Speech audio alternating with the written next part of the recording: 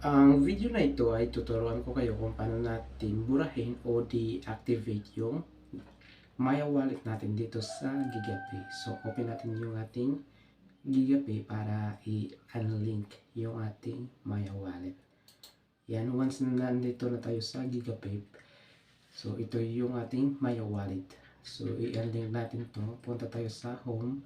Dito, i-click natin yung home. Tapos may dito sa right side, makikita natin yung profile natin. So, click natin yung profile natin. Giga information, hanapin natin yung Giga information. Yan, click natin itong Giga information natin. Ngayon ay, so, activate account. So, unlink Maya wallet para ma-deactivate yung Maya wallet. So, click lang natin yun. Tapos, unlink Maya wallet or nevermind. So, unlink Maya.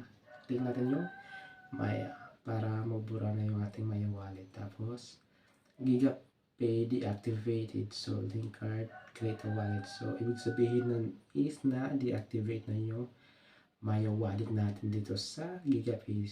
So, wala na yung Maya wallet natin. So, nabura na yung Maya wallet natin.